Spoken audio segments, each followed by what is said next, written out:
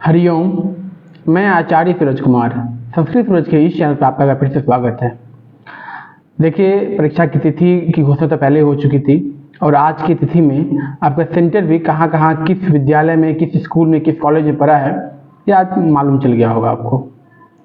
नज़दीक परीक्षा है, आपके ऊपर दबाव भी बहुत ज़्यादा होगा, अथवा आप झेल भी रहे होंगे, लेकिन फिर भी देखिए, अब उंगली से परीक्षा को बस शेष 3 दिन रह गया है। अगर आज को छोड़ दे तो 3 दिन, चौथे दिन आप परीक्षा में जाएंगे।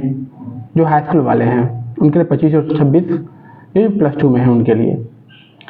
अब देखिए, इसमें बहुत ज़्यादा दबाव नहीं लेना है। सबसे पहला एक दबाव आपको 2 दिन पहले जो हटाया गया आपके ऊपर से, वो नकारात्मक अंक का। अब और आपके विषय संस्कृत में बहुत ज़्यादा प्रतिस्पर्धा नहीं है। अगर आप आसानी से शांत चित्त होकर क्वेश्चन सॉल्व करते हैं तो आप अपने लक्ष्य तक पहुंच जाएंगे। जो मिनिमम कट ऑफ है, जैसे लड़कियों का 40 लगभग, मुझसे नीचे ही है, 40 मान लेते हैं, और पुरुषों का 50। ये मैं समान कैटेगरी की बात कर रहा हूँ, और अन्य कैटेगरी में थोड़ा सा कम भी होगा। समान कैटेगरी में 40 महिलाओं का और पुरुषों का 50। अगर आप इस पूर्णांक को भी प्राप्त कर लेते हैं तो निश्चित रूप से आपकी जॉब, आपकी नौकरी पक्की हो जाएगी। हाँ, लेकिन आपको कोशिश करना है कि आप ज़्यादा से ज़्यादा अंक लाएं ताकि आप सुरक्षित रह पाएँ। अब देखिए, कई लोग की ऐसी तैयारी है कि मैं व्याकरण खराब है, मैंने व्याकरण पढ़ा नहीं, साहित्य नहीं पढ़ा, एनसीईआरटी नहीं पढ़ा। अब शिकायत करने का मौका भी नहीं है, ना अपने आप से शिकायत करें, ना मेरे से शिकायत करें। अब शिकायत ना करके करना क्या है, तो करना क्या है, अभी आपको रिवाइज के लिए 3 दिन काफ़ी है। आप सबसे पहले पेपर 1, जो लैंग्वेज 1 है, जो कि आपका क्वालिफाइंग पेपर है, पहले उसको आप सरसरी निगाह से आप कम से कम 2 दिन, 3 दिन है तो 2-2 घंटा करके 3 दिन आप उसको पढ़ लें। क्वालिफाइंग पेपर को आप पढ़ लेंगे, आपको सिर्फ क्वालिफाई होना है, 30 नंबर लाना है, उसमें आसानी से आ जाएगा। अब रहा मुख्य पेपर संस्कृत का, जिसमें संस्कृत 80 और 40 नंबर आपका जनरल स्टडीज है, यानी 120 प्रश्न। आप पहले से दिमाग में ये माइंड मेकअप करके रखें कि आपका अभी भी नकारात्मक अंक है। ऐसा सोचकर आप एग्जाम में बैठें। परीक्षा में जब भी आप बैठें, ये सोचकर बैठना है कि नकारात्मक अंक की परीक्षा है। आपको दिमाग में ये लोड लेना पड़ेगा, तब जाके बेहतर स्कोर होने की संभावना है। आप ऐसा लेकर बैठेंगे, चिंतित रहेंगे इस चीज़ को लेकर कि नकारात्मक अंक है, तो आप कम से कम, देखिए मेरा जो अनुमान क्या है मेरा, कि आप 80 नंबर संस्कृत में से कम 30 प्रश्न आप इतना मतलब सॉलिड 100% आप कर सकते हैं। इतना आपने पढ़ाई किया है।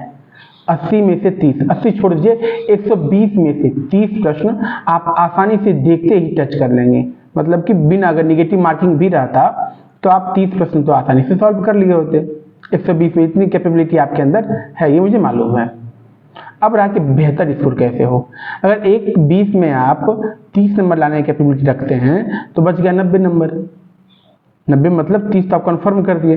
90 में से जो है, आप अगर कंफ्यूजन वाला प्रश्न रहता है, देखिए आपको लगना है 1 होगा या 2 होगा, 1 होगा या 2 होगा, अगर आप ऐसा करते हैं, ठीक है, तो 20 प्रश्न और अंदाज से, मतलब कंफ्यूज होकर आप कर रहे हैं, नहीं ये A होगा, B होगा, C होगा, D होगा, उसमें से आप कंफ्यूज होकर कर रहे हैं, तो 20 प्रश्न 90 में से आपको आसानी से आ जाएगा।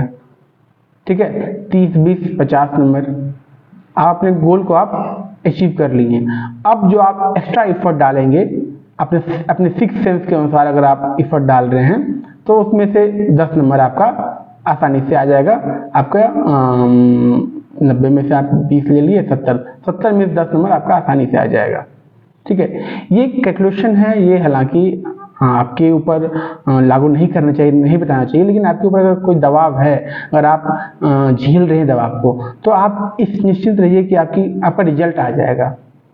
2800 प्लस सीट है संस्कृत में, और अभ्यर्थियों की कुल संख्या 2000 से ज़्यादा नहीं है। आप इस बात पे यकीन करें। जैसे भागलपुर में संस्कृत का एक सेंटर बना हुआ है, उसमें 469 अभ्यर्थी हैं, कुछ मुजफ्फरपुर में है और पटना में।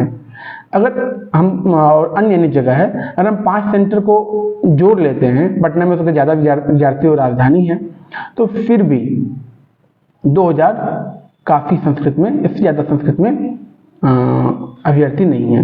तो आप 2828 सीट के लिए 2000 अभ्यर्थी, आप एक सीट पे एक अभ्यर्थी भी नहीं है, अगर आप न्यूनतम अर्हतांक जो है, प्राप्तांक जो है वो प्राप्त कर लेते हैं तो निश्चित नौकरी हो जाएगी। कैटेगरी बना हुआ है सबों का, सबका महिला का अलग कोटि है तो और अलग अलग आपका जातिगत कोटि है, तो आप आ जाएंगे, बहुत चिंता करने की आवश्यकता नहीं है। हाँ, लेकिन अब तक आपने जो पढ़ा है उसका एक बार रिवीजन कर लीजिएगा, दबाव मत लीजिएगा, और मुझे विश्वास है कि आपने अच्छा पढ़ा है और अच्छा प्राप्तांक आप लाएंगे। मिलते हैं एग्जाम के अंतिम दिन प्रश्न पत्र के साथ और फिर देखेंगे आप लोगों ने क्या अचीव किया है। तब तक के लिए धन्यवाद।